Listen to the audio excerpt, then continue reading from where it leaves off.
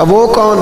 کہ ام المومنین سیدہ عائشہ صدیقہ رضی اللہ تعالی عنہا، وہ مومنوں کی ماں ہے، ہر ایک کے لیے قابل احترام ہے۔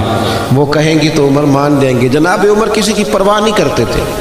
کسریٰ کے بادشاہ نے وقت مانگا تو فرمایا جاؤ دوڑ جاؤ، ٹائم کوئی نہیں۔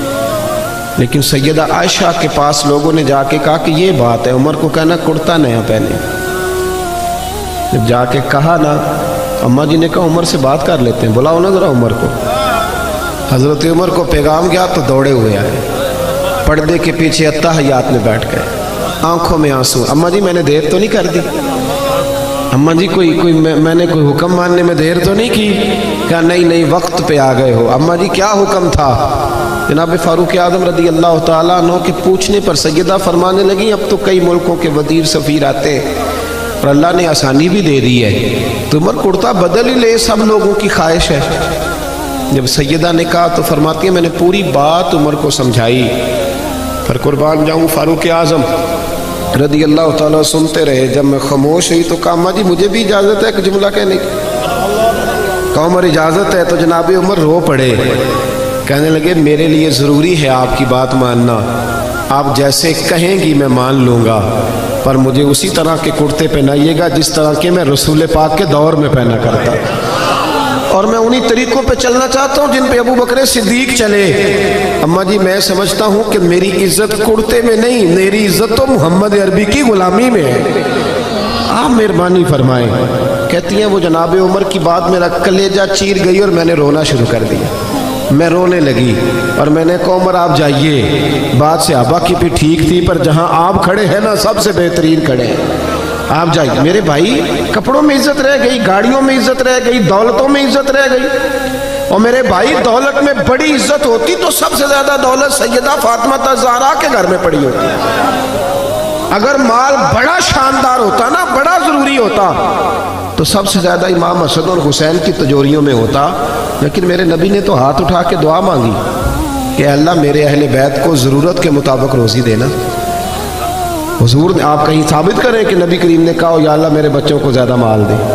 حضور نے تو کہا اللہ ضرورت کے مطابق دے، ضرورت کے مطابق۔ کتنے لوگ بیٹھے ہیں مجمع میں اور سب کا دعویٰ ہے کہ ہم بڑے غریب ہیں، بڑے مجبور ہیں، لیکن کسی کی بیٹی بھی اتنا کام نہیں کرتی کہ ہاتھوں پہ چھالے پڑ جائے، پر میرے مصطفیٰ کی بیٹی نے اتنا کام کیا ہے۔ سیدہ فاطمہ کے بارے میں صحیح بخاری میں ہے کہ حاضر ہو کے چھالے دکھائے، یا رسول اللہ کام کر کر کے چھالے پڑ گئے، اگر ایک غلام مل جائے تو کام کاج میں ہاتھ، یہ بھی حضور کا میلاد ہے، اسے بھی ذرا سمجھو۔ ہم نے تو اپنے بچوں کو شہزادے بنا دیا ہے، وہ تو کوئی تنکا بھی اٹھانے کو تیار نہیں، لیکن محبوب کی وہ شہزادی جو شہزادی کونین ہے اور جنت کی عورتوں کی سردار ہے، میرے رسول پاک کی صاحبزادی نے آ کے کہا حضور چھالے پڑ گئے، کوئی غلام مل جاتا تو کام کاج میں ہاتھ بٹاتا، تو مصطفیٰ کریم نے جب چھالے دیکھ کے بیٹی کے تو آنکھوں میں آنسو آ گئے، اور آنسو پوچھ کے فرمایا فاطمہ تجھے ایک نسخہ نہ دوں؟ حضور حکم کریں، فرمایا 33 بار سبحان اللہ پڑھا کر، 33 بار الحمدللہ پڑھا کر، 34 بار اللہ اکبر پڑھا کر، تجھے غلام آزاد کرنے کا ثواب ملے گا، پر بیٹے چکی تو نے خود ہی پیسنی ہے، آٹا تو نے خود ہی گوندنا ہے۔ کوئی شخص بتا سکتا ہے کہ مولا علی کی جائیداد کہاں کر کے تھی مدینے میں؟ حضرت علی کا جب تک نکاح نہیں ہوا تھا نا مسجد میں سویا کرتے تھے۔ یہاں تو حضرت علی کے نام پر لوگوں نے محلات تعمیر کر لیے ہیں نا، علی دے ملنگاں دے پیسے گنے ہی نہیں جاندے ہیں، ملنگ حضرت علی کے، غلام حضرت علی کے، اور کیا بات ہے دولتوں کی اور جناب صورتوں کی۔ حضرت علی شیر خدا کا جب نکاح ہوا تو حضرت حارثہ بن نعمان رضی اللہ تعالیٰ عنہ کا ایک مکان تھا، میری باتوں کی سمجھ آ رہی ہے آپ حضرات کو؟ تو وہ مکان عاریتاً یعنی کرائے پر نبی کریم نے لیا، اس میں سیدہ فاطمہ رہنے لگی۔